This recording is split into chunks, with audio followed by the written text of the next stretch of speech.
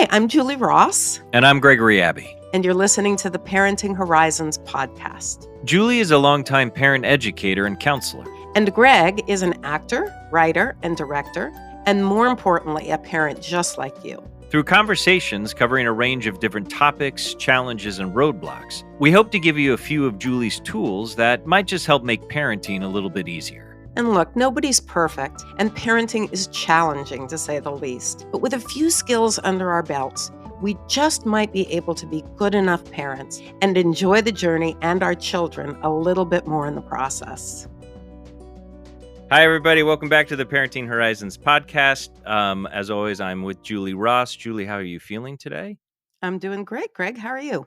I'm glad. I feel like you always say that, and I appreciate it, and it feels authentic. But you can say you're feeling terrible, but you are generally feeling okay? I'm generally feeling okay. All right. I didn't mean to doubt you. So today's episode, we're going to talk about, this isn't a topic we haven't covered in other areas here and there in the podcast, but we're going to talk about anxiety and depression in your kids, how it can present, and also how to maybe deal with that, either with a professional or among yourselves, using something called CBT, cognitive behavioral therapy, which I know a little bit about, but we're going to learn more about today. And we are lucky to have a guest with us today, Dr. Elizabeth Cohen, who is a psychologist, an author, and a speaker. Elizabeth, thank you for joining us today. Thanks so much, Greg and Julie, for having me. I'm really excited to be here. Great. Before we jump into our conversation, can you talk a little bit about your history and how you came to what you're doing today and what you do? Absolutely. So I'm a clinical psychologist. I run a group practice. We work with kids and adults 10 and up, helping them through anxiety, depression, relationship problems, using cognitive behavioral therapy, which we'll talk about more today. And but I didn't know this, but I was an anxious kid who needed CBT. And I only realized once I was treating people, oh, that's what I had. So I come through it honestly too. Great. And so your main work today is in this, and do you see patients individually, but also run these groups? Is that what you said? We do individual therapy in my practice. Yeah, only individual now. I also I did write a book about going through divorce. So I help parents navigate the anxiety that comes from having two homes and co-parenting as well. It's another area I address with cognitive behavioral therapy. Before we define what CBT is for parents who might not know, is someone who's been in practice for a while, how do you, in terms of anxiety and depression in teens? I mean, I have a teenager myself, two older kids, but just went through it. Do you feel like it's the same as it's been? Have you seen an uptick? I mean, obviously people have talked about the pandemic. I don't know if that's true. What's your take on that in terms of where we are now with it in teens? I think there's a huge uptick, sadly, Greg, directly related to the pandemic. We're seeing a lot of kids in my practice, and I know research supports this too, around the 15, 16, 17-year-old age, really having a lot of kind of diffuse anxiety and also experiences of school anxiety. So anxiety about going to school. And I have some thoughts about it. One of the things, and we'll talk about what CBT does, but it helps teach resilience and helps teach kids how to practice tools of trying something, even if it's difficult. And a lot of where developmentally kids learn that is in the middle school years. You know, we all look back on middle school and think, oh my God, that was terrible. And of course it was terrible. And we learn these really important skills of how to push through difficult times. And many of those kids, those ages that I just mentioned, really miss that time because of the pandemic. And I'm really seeing that as them missing some tools to get through the difficulties that are appropriately developmental for that age of teenage. When you say diffuse anxiety, so obviously we had this crazy situation where kids missed at least a year and a half, if not 2 years of socializing. So especially, like, I'm sure it's high school to elementary, but related to middle school, what does diffuse anxiety mean? And for a child that missed all of that, how does that directly affect them that, they develop perhaps anxiety or depression? So I'll start with the first part about the diffuse. I mean, one thing is that before the pandemic in our practice, we would see typically people that would probably fall into, I'd say, two main buckets, maybe three. One would be a specific anxiety disorder. So they would have a phobia of something, for example. So that might be taking the subway, that might be riding elevators, that might be public speaking, raising your hand in class, it might be talking to someone in a party that you don't know, right? So that's a anxiety that a specific situation brings up an experience. And then the second bucket would be what we in lay people terms we talk about perfectionism. In psychology we refer to it as generalized anxiety disorder, kind of ruminating and thinking about the need to do things perfectly, worrying excessively, which can be correspond with some physical sensations. And then I would say a third bucket, but it really overlaps with worry, is is depression, which was this chronic low mood, irritability, very often in teens, Mm-hmm. increase, decrease in sleep, just not interested in things. And so we were seeing these buckets, and to say that kids would kind of consistently have symptoms and then they come to us when things got worse. But now, post the pandemic, and I don't know if Julie's seeing this too, what we see is kids who were not having problems before are presenting more with this, with all the buckets, but a lot of the middle bucket and the depression, and a little bit less of the specific anxieties. Julie, are you seeing that too? 100%. Yeah, there's no question. And, and I think in addition to the pandemic, I also attribute it to them coming out of the pandemic to some kind of catastrophic world events. So we've got wars and we've got the environmental crisis. And these are things that they can't do anything about. The political landscape has The been political landscape, and right. so they went from not being able to do anything about the pandemic and the knowledge that the adults in charge, right, didn't know what to do about the pandemic as well. And now they're Mm, coming into yet another kind of environmental situation where, again, they don't know what to do about it. And the adults don't seem to be very competent either. And I think kids rely on the adults to present a calm, steady presence of, we've got this handled. You're a kid. You don't have to mhm. worry about this, and they don't have that. Is what I see. I think that's such a good point. And one of the things that, is nobody's fault that this is what we did. But when the pandemic happened, we all started talking about school, not going to school because school isn't safe. And Mm, Julie and I can tell Yes. you, the minute a kiddo hears that something isn't safe, their nervous system just gets absolutely activated. And then we Mhm. expected these kids to go back to school even Mhm. though we had told them they're safe, and they don't have the developmental capability to understand, well, look at the charts and this is epidemiology. right, right. And so I feel like since we brought that in, there is a sense, and I think you're totally right, Julie, that a lack of safety, and then that the grown-ups were also so traumatized and triggered, including their teachers, who are one of the most impacted, who Yes. don't get really talked about. Yeah. Yeah, and it's interesting because that also feels kind of intellectual, this idea like, "Hey, it's safe now, and you can come back and look at these charts." I mean, as you're talking, and we'll get to what CBT is, but it seems like it can also be confusing. I'm wondering how with anxiety and depression in a child, like, my wife is in private practice as well, and she works with a lot of teens. So I guess my question is, how do you start to figure out to pinpoint because it can be so many of these things, and some of them are amorphous. It can be a combination of things, and I don't know how does that work. So let's say specifically in your practice, is it just a matter of what we talk about here all the time? Is it just a curiosity? It's a starting to just have a conversation? Because I can imagine there must be times when the child doesn't know, maybe. Absolutely. Well, one thing that's a great question. One thing that's been really fun, though, that I've been noticing is a lot more kids are asking their parents to find a therapist for them.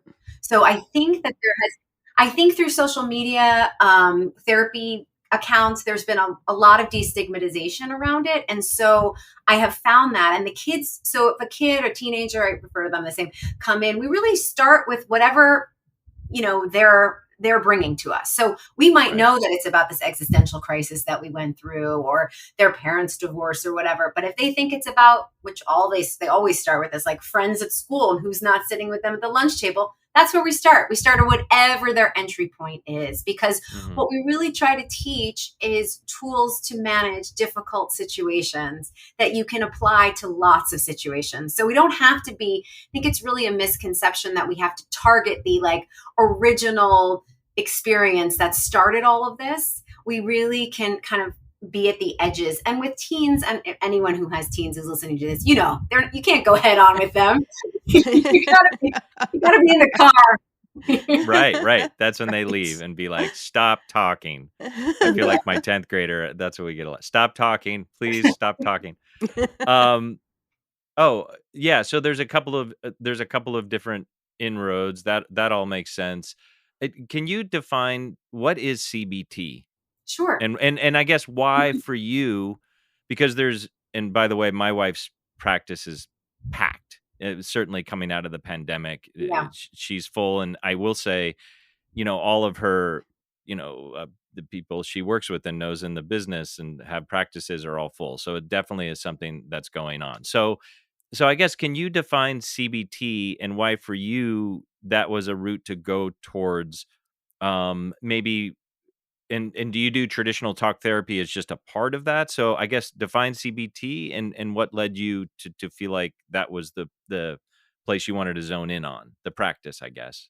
Yeah. So, I mean, I'm sure your wife, Julie, we all have different ways of approaching helping guide people to live the life that they're really meant to live. And so some people are more formulaic. So cognitive behavioral therapy is one modality of many modalities. I'm of the belief that you use the modality that fits best, I think, for the therapist, really, and for the client. You kind of need to meet somewhere. I'm a problem solving kind of person, so it made sense that I would be attracted to that. However, I like to describe my work as having a CBT framework, in that I'm often thinking about how, and I'll explain this in a minute, thoughts and behaviors impact our experience.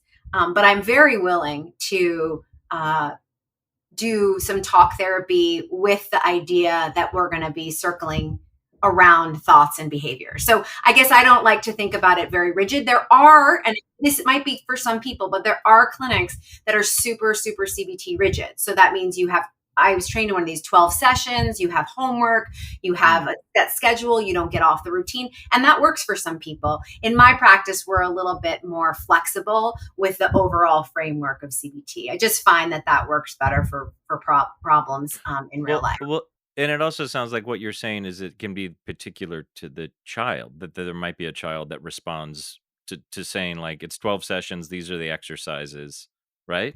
Definitely. And I'll just say, just as a PSA, there are two disorders that are really, really important to get CBT treatment for, which is OCD and panic disorder with agoraphobia. Those are ones that just talk therapy really has trouble addressing fully. So I just like to kind of give out, there's so much data that those in particular can really be helped with CBT. So if a kid came in with that, we absolutely would do cognitive behavioral therapy before expanding. But is panic disorder agoraphobia is they won't leave the house? Yeah, it's a great question. So actually that's what I think, maybe that's how it's been understood in popular culture. So panic disorder is, so you can have a panic attack because you're afraid of a cat. So when you see a cat, you have a panic attack. That is an anxiety attack in response to a stimulus.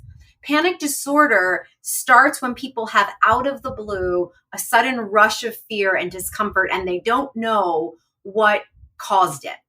And so two things happen. Usually you'll look and think, am I having a heart attack? Did I not eat enough? You start looking inward to think, there must be something happening with me that caused me to have this. Or you look outward and you think, I'm on the subway. I must feel like this because I'm on the subway. So then the agoraphobia refers to places that you avoid because you're afraid you're going to have one of those.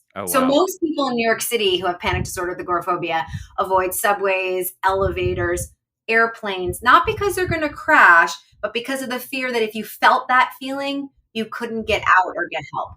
That makes sense. So talk about CBT then in relationship to OCD. So that seems like a pragmatic way to like how would you use it? I mean, I'm sure you could talk about it for like 4 hours, but generally speaking, just so parents who might not understand what CBT is, like how would you what is it in relationship to something like OCD? Yeah. Is it all right with you if I give it you example as related to panic disorder? It's a little Yeah, easier. yeah, of course. Yeah, yeah, Yeah. of course. Sure. Okay, great.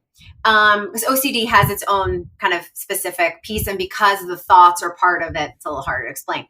So let me just explain what CBT is first. So CBT is a treatment that believes and addresses, I should say, those thoughts, which is the C part. So the automatic habitual thoughts that we don't even notice we're having, that just happen habitually. And then the behaviors that we engage in as well. And that those thoughts and those behaviors kind of feed each other and that they make the situation more challenging for you.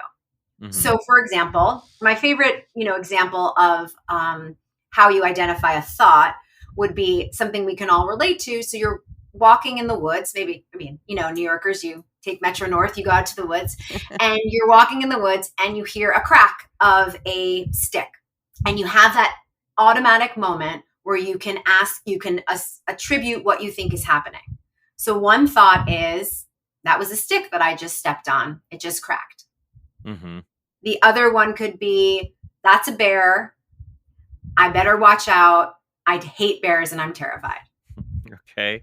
Right? The third could be, I just read on social media that there was an escape of someone from a criminal facility and you can imagine how each of those scenarios that you think, they're just thoughts, right? It's the same stimulus would cause a hugely different experience for you. Mm-hmm. So the person who's had one panic attack on the subway is about to get on the subway and thinks, I can't go on that subway because I always have panic attacks on the subway. So as cognitive behavioral therapists, we're always listening to the thought. So we can, what we do is kind of challenge it or be curious about it, I like to say. And let's say a person says, I always have a panic attack. We love the word always. We stop there and we say, ooh, okay, let's do some math. So you live in New York. How many times do you think you've been on a subway? It's super fun because they're like, 27,000 times. Right, so you write a fraction, that's the denominator. And how many times have you had the panic attack on the one? Okay, so let's get out our calculator and we'll even do the calculations, and the kids like to do this, and you'll see it's 0.007% likelihood that I'm going to have a panic attack. Okay, so it's definitely not going to happen, because that's what a lot of people think, like just positive thinking. It's not going to happen. Like just let it go. It might happen, but it's a very small probability. So do you want to let that probability, we say to the teens, like push you around? Like, do you want that to be what's dictating what you're doing? So that's one cognitive strategy. And is it literally like getting them to stop? And it's about thought processes, right? So you're working with the child to be able to say like, okay, in this moment, you need to stop and have a conversation with yourself already, somewhat, almost like to check in and say, Exactly. I'm thinking of it just how you said, because in their mind, they literally say to you, every time I've gotten on the subway, or I always have a panic attack on the subway, that you literally have to stop the thought process of, okay, wait a second. So you just said this. So let's think about it. Is that true? Have you had a panic attack? And is that in practice that they can start? And I'm just trying to piece it together from what you're saying, is that you're trying to provide them with tools that is a literal stopping of their thought process, so they have more capacity to deal with these things in the moment. Yeah, such a good question. I mean, we start with, it's really a slow process. I mean, I just said it really fast, right? So we start with just identifying thoughts the first week. So they're just jotting down their thoughts and trying to get into the practice. But absolutely, CBT is a moment to moment in vivo experience of telling yourself something different and then gathering evidence. We talk about it a lot as like an experiment, gathering evidence when you get off the train of what did happen. Okay. Right. So what would I say to myself who said I always? How does that change it? So it's kind of how it's always a null hypothesis and you're looking for data to challenge it. Same way. And Right. so, yes, you are eventually. And then again, what I talked earlier about generalizing, we might start with just the subway, but it might later get to, oh, that person didn't want to sit with me at lunch. They must hate me. Huh. Okay. Oh, I'm I see. noticing a thought, right? That Right. if someone doesn't sit with me at lunch, they might hate me. Have I not sat with people at lunch? Yeah. Is it, did I hate them? No. Right. So you start really challenging all the thoughts. So it really helps them Mm. start getting aware of these assumptions and challenging them. That's the thought part. I do want to ask you something, Julie, but before I do, I just I feel like that's something that could potentially take a long time, right? Like this idea that like a child can't come in and in 2 sessions you're like, okay, you stop yourself and you question it and you think about it. Like how long? And it probably depends on the child, but to get that sort of in practice and get them used to it to a point that's helpful, Yeah. can it happen quickly? Does it take a year? Like, Do you have anxiety, Greg? oh yeah, I've struggled with anxiety. Yeah. Okay, because I'm only asking, and you can cut that out. I was just asking because I think it's interesting because people who've had the same ruminative thoughts, they know their thoughts pretty quickly. Like I just, you know what I mean? Like I think it doesn't take that long to get them there because they've had them all the time. It's just getting the awareness of it. Does that make sense? Right. Yeah, yeah, sure. Right? Like you I guess probably have even the four. even though I've had the awareness, to me, it's like, and maybe this is what you're saying too, is like it's an ongoing struggle. It's not like I've solved it, the waking up at 3 in the morning and ruminating, but I've also had it for a long time. So I have been able, I mean, I haven't done CBT, but either through my own therapy to be like, okay, how do I kind of handle this in a better way? And what tools can I use for myself that I've learned as kind of coping mechanisms for it? And I guess that is the idea a Exactly. little bit. Okay. Exactly. It's not about banishing it completely, and we can talk about how parents can help, but it's about how to approach because we'll constantly have automatic thoughts, right? Like I could be sitting here and thinking right now, like I probably shouldn't have asked Greg that question. And then I can think to myself, it's okay to ask questions. It's okay to make mistakes. Right. Greg's been asked a lot of questions. Maybe it wasn't a mistake. Whatever it is, like constantly, even as Right. grown up, Sure. Sure. right? So yeah, it's just an active practice, I think. Julie, I'm wondering because I know you understand what CBT is. So, in your practice, if you're working with a parent who has a child that's struggling, when do you know? Do you know, like, while this might be a time to refer them to someone like Elizabeth? Like, what's your experience with that? I mean, I because I only work with parents and what I do is I listen to the parents' stories and I give the parents techniques and tools to change the situation. So when I think about like what Elizabeth's talking about, I talk to parents about what I call the think, feel, do cycle. So something happens, right? And we have feelings about what happened. And then based on those feelings, we change, that affects our behavior, which affects the next circumstance. But the piece that people leave out is that we don't have feelings about something that happened. We have thoughts about Mm, whatever happened. So there's a missing piece in this cycle that I encourage parents to look at for themselves first and foremost, right? And then so for example, maybe their kid is ruminating about something and the parents feeling is frustration and anger and they feel put out. So I encourage the parent to work backwards and say, well, what thought is causing that? So that the parent can then identify, well, maybe the thought is, well, here they go again. I don't know what to do about this. And that causes that feeling of discomfort for the parent. And then the parent acts on that. And I talk about there being two windows of opportunity to change this cycle. One is by no matter what you think and how you feel, you change your behavior, right? That's a pretty easy one for parents hmm. to lock into because we do it with techniques. I give them techniques. The other one, though, is changing what your thoughts are. So to have a more empathetic thought about how a child might be struggling with something leads you to behave in a way that's probably more constructive, Hmm. so that the child can then make changes. Um, I don't know if I answered your question. Well, no, and I think that sounds a little bit like CBT. Like you're asking the parent to catch themselves almost in the moment of response to a situation with Right. their child. And if it's been destructive, like you said, like can they catch themselves in the moment and say, okay, take a deep breath. Can I come at this with a more empathetic curiosity, I guess, Right. right? Yeah. Yes, and then now I remembered your specific question, which is, uh, when do I tell parents to, that their kid may need more, a professional to step in as opposed to just the parents?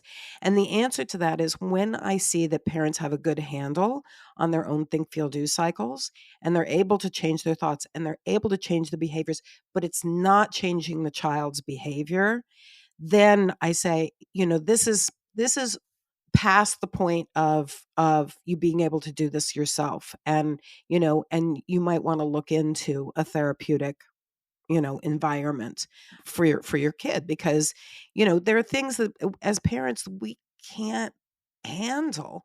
I've Right. For example, I've had parents whose kids have OCD, and I'm like, that's beyond your ability to handle. It's beyond Hmm. the techniques that I can offer you. Your kid needs help, similarly to if your kid has diabetes. You can't do anything about that as the parent. Right. You've got to get a medical professional in to, to address that situation. So there are certain things that if I see a parent has really, really tried to Hmm. change their techniques, to change their behavior, to change their thoughts, to be more empathetic, and the kid isn't changing, then I'm like, you need Right. Elizabeth. Well, yeah, and I see you nodding, Elizabeth. Can you just speak to that a little bit too? And we will talk afterwards. Let's talk a little bit about what a parent can do on their own. But how should a parent determine it? And I know it's probably some of the things Julie just said, but would you add anything to that? Is it when it's something that's chronic? Like when do you think it makes sense for someone to seek out more specifically professional help, like working with someone like you? Yeah, I mean, I think that what Julie said is absolutely right. That once the parents are aware of the possible ways that they're contributing or unintentionally reinforcing some of the behavior. For example, a kid who asks for a lot of reassurance that goes along with generalized anxiety disorder. Are you sure I'm going to be okay? Are you sure I'm going to be okay? Are you kind of constantly asking for reassurance? Parents who love their kids naturally say, yes, honey, you're going to be okay. You're going to be okay. And then Right. 5 minutes later, they come back and ask it again because it becomes basically a compulsive behavior. And Mm. so let's say a parent understands, okay, I'm not going to be reassuring them anymore. I'm going to say, I love you. We've talked about this. Let's go take what can we use in your toolbox, kind of guide them to do something else besides reassurance. And if they've done that and they're still symptomatic, then I think there needs to be an outside intervention. Look, I was thinking earlier, sometimes also, I wonder Julie, what you think about this, depending on the relationship between the teen and the parent, the kids don't want to hear the parents helping them with cognitive restructuring. Sometimes it just can be helpful for it to be an outside person. Mhm. Yeah. Yeah, I mean, that makes a lot of yeah, totally. Like, we've said that to you can say that to teachers or coaches, like, "Will you say that to them? Yeah, Because if I say that to them, it doesn't matter and they won't hear it. They might exactly. actually do it." Exactly. Exactly. And Greg, there was something you said earlier that I wanted to, I think you were bringing up a really important point that I hadn't said, which is that another big piece of CBT that isn't part of the letters is about becoming more mindful or more aware of your thoughts. And I think that Mhm. what you were touching on before is that we do teach kids how to do that, but that in and of itself, you're absolutely right, is a process of becoming aware. The good news is their brains are much better at it than all of us who've been not doing it for years. So we can teach Right. them a little bit faster, but the first step is exactly what you're saying, just kind of becoming aware through mindfulness. And so CBT also does involve doing mindfulness techniques as well. So if someone what are some of the things that well, certainly, I guess I would ask, first of all, is what is the presentation maybe in a house that a parent should go like, okay, in terms of whether it's anxiety or depression? I mean, we've talked about this a little bit, and I guess some of this is obvious, but is there anything that presents for you that a parent can then be like, okay, there's something going on here? And then are there things outside of literally taking to see someone like you that parents can do on their own? And you can both speak to that. Elizabeth, do you have any thoughts about that idea? Yeah, I mean, I guess I would say, it's so hard being a parent because, you know, you usually have an N of one or maybe two or maybe three. You don't know, you don't get to see the whole class. So you don't know if this is quote unquote, developmentally appropriate. And so it can be really hard to know, is this, especially come on, we live in New York, especially like high pressure, it's like, my kid's freaking out about school. Like, isn't that what they're supposed to be doing? How do you know? So I Yeah, just want yeah. to say to parents, like, it's really, really hard, and kind of trust your instinct about it. Like, if a kid, kids are supposed to be generally having fun and enjoying their lives and doing a number of different things and have the ability to bounce back. So if you're noticing things like a lot of rigidity, I mean, technically, to be diagnosed with a disorder, you has to be interfering and distressing. You need to have Mm, both of those things. So that's something parents can think about. Is it interfering, and then is it distressing to the child? And I would really say trust yourself about it. And because usually Julie can speak to this too. People come to me and they think, oh, I've been thinking about doing this for years. I mean, they come to me oh, oh, down the right, road. So, trust yourself around it. Julie, what do you right. think? Oh, yeah, I think 100%, Elizabeth. I think that, parents often have the radar, right? That says, I don't know, this doesn't seem like it's typical. And if you think that to yourself, then, find out. Do an investigation, reach out to a therapist, say, or a counselor, and say, do you think this is typical? You can even do Mm, that with your friends. If you have friends who have kids who are the same age as yours, you can say, are you seeing this? Is this a typical thing? Or am I, is there something off? Because it feels off to me. Because, helping get kids get comfortable and helping kid with their own feelings and helping kids become resilient, I see that as like the main job of mhm, parents. Because if you aren't comfortable in yourself, and if you aren't comfortable with feelings, even uncomfortable feelings, everybody has comfortable and uncomfortable feelings. It's normal, right? right. So we have to be able to say to ourselves when an uncomfortable feeling comes up, oh, yeah, I've had this feeling before. Well, what are the strategies that I use to get through it? Do I even need to get used to strategies, or, is it just going to fade? What has it done in the past? You know, that's real resilience when we are capable of doing that. A lot of parents don't have that capacity. And then I think it's really important for parents to think ahead to their main goal being, how do we create a ch- a human being in the end who's resilient and comfortable with their feelings. Yeah. I guess I want to say also, just because we're in New York, stress, teenagers should not feel so much stress. I Right. agree. I I mean, agree. they just, so they're like, oh, aren't all teenagers? No. Like, Right. all aren't all, aren't all, don't all teenagers feel sad and unhappy? No. Right. Like someone said to me, Yes. came to me and was like, oh, my kid, she cries every day. That's not what people should, right? So Mm-mm. I think there's also, look into it. I love the idea, Julie, of talking to people. It also brings to mind, this is why it's so great you have your podcast. We're meant to be living intergenerationally. I'm meant to be living Yes. with Julie, where she says, oh, I remember when my kid did this and we needed that. We don't have that kind of community, and that would help us, have a middle ground from home to directly to therapists. Because I think a lot of parents are like, I don't want to send them. And it's like, you're right. There's supposed to be this middle place, and we're missing it in our culture, I think. Yes, I completely agree. And I think, speaking to the idea of living in a big city like New York, and I'm sure that this occurs in other big cities too, there's a lot of academic stress, Yeah. and parents their kid has to be a member of the travel soccer team and the basketball team and has to be in a pre-professional dance program, and then they have to get they have to keep their GPA at a 4.0 because otherwise they won't get into a good college. And that starts in preschool. And that's Yeah, insane. And kids wind up feeling like, why am I just who I am not enough? exactly. Why am I not enough?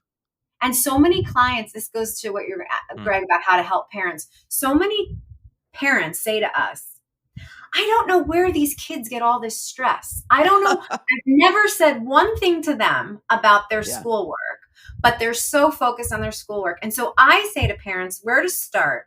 Look at your beautiful, wonderful selves and ask yourself, make a fear inventory, make a fear list of all the things you're afraid of.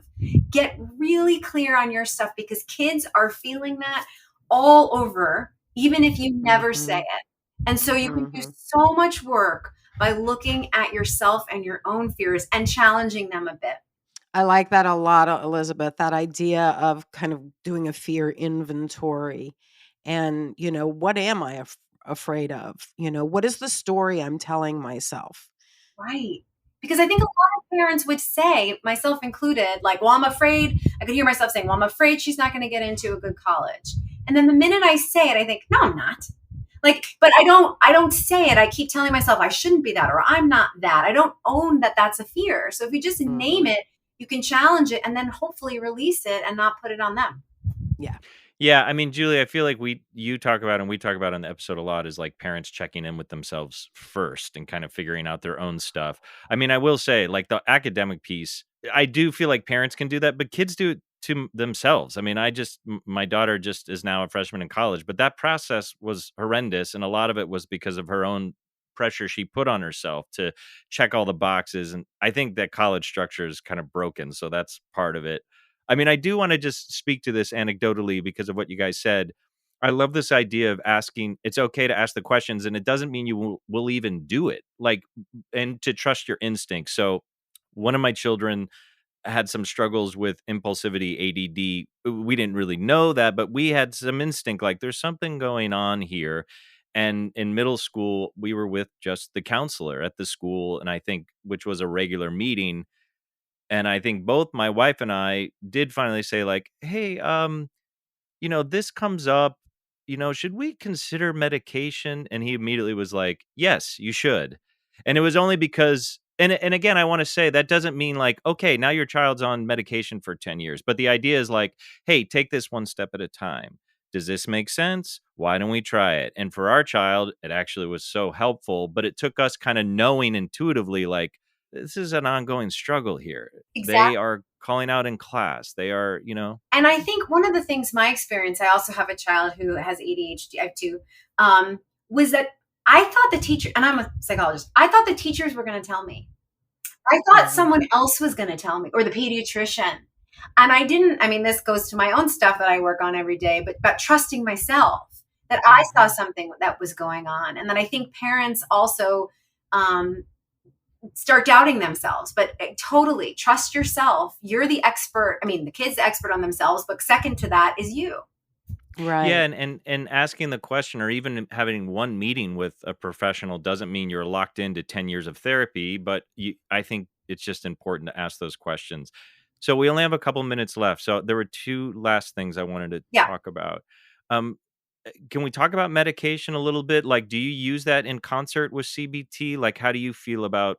I'm assuming you feel it that in circumstances, antidepressants, anti-anxiety medication can be helpful. Mhm. So, as a psychologist, I personally can't prescribe, at least here in New York State, but many of our clients are on medication and do CBT. In fact, research, if you look at the research studies, the people who have the best long term effects are the ones who are on a combination of cognitive behavioral therapy and medication, even if they went off the medication after the initial trial of 12 weeks. So, there is something I've seen. I've certainly had many clients who I'm ready to do CBT with, and they are too depressed or too anxious to be able to actually use any of the tools. So I explain that we kind of need them to be on the medication so they can really get engaged in the work and then maybe get off the medication. But we see it absolutely as another tool without any stigma. And more, I feel like, as I said earlier, people are a little bit more open to it than they were a few years ago. Yeah. Great. What I see in my practice is that there's still a certain population of parents who are like, I don't want my kid on medication. I mean, just kind of a blanket statement there. And I try to explain it to them like, if your child has trouble seeing the board at the front of the classroom, you're not going to hesitate to get them a prescription for glasses, right? It's very similar. If your child is struggling so much with whatever's going on internally, the anxiety or depression or OCD or whatever, why are you hesitating to give them a leg up so that they can, as Elizabeth said, do the work? If they're drowning, they can't swim to shore. Exactly. Medication simply brings up the ocean floor so that they can stand. They still have to do the work, but they're no longer struggling just to stay afloat. That's great. And I would suggest for parents, I love that metaphor. You're so good at metaphors, Julie. I love it. I would also say if the parents have that fear, do a fear inventory on that. What are you so afraid of? Let's look at one of the cognitive strategies is what's the worst case scenario? So what are you most afraid of? And many people say they're going to become drug addicts. Oh, okay. Well, let me explain to you how these drugs work. They're not addictive, so you can really do some work around it. Yeah. That's great. I love that. So we end each episode, and Julie, I'm going to ask you to do this time too. We have this kind of expansive conversation, and I guess if a parent listened to this episode and then went on with their day, for both of you, and we'll start with Julie. If there was one idea around this topic you would maybe want them to hold on to, if you can maybe do one, what would it be? I guess there's so many. There's always so many, right? Yeah. I guess, as Elizabeth has said, trust your instinct if you think there's something that your child is struggling with that's too much for them to handle. Don't let stigmas around seeking help, right, prevent you from noticing whatever they're struggling with, because there are cases where if you notice but don't act, it can be too late. And so I think, we have an obligation as parents to say, I don't know, let me figure this out. And whether that means researching on your own. I mean, there's a lot of online resources now for parents, so it doesn't mean spending money necessarily.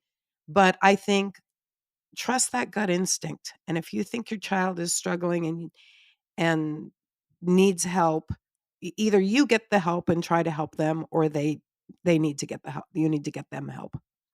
Elizabeth? I'm so glad Julie said that. I was going to say that. So that gives me a whole other one to do.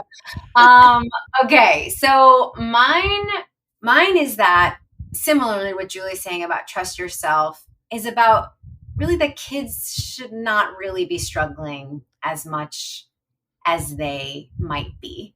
And that just because you had it really hard and just because you might have also been really afraid doesn't mean that what you're seeing should just be accepted for them. That kids and people really deserve to have a full, vibrant, joyful life. And we all have the right to have that. And so if your kid isn't having that, there's nothing, as Julie said, there's nothing wrong with it. You haven't done anything wrong, but there could be some tools to help them move through. And I think it's so important that also by saying, hey, this is a, feelings doctor or someone who could help you a little bit and give you some tools is so important, because they go to college, like your kids, like, eventually we're all going to need something. So what are they learning about when things get hard? How do people around me respond? Do we say, oh, that's how everyone is, or that's how life, or do we say maybe things could be a little better? Let's try to find that. So that's what I wanted to say. Yeah, That's a great way to end. Elizabeth, thank you for being here. Again, our guest today is Dr. Elizabeth Cohen. You're in practice. I mean, if someone who listens to this episode wants to find you, what is the best way to do that?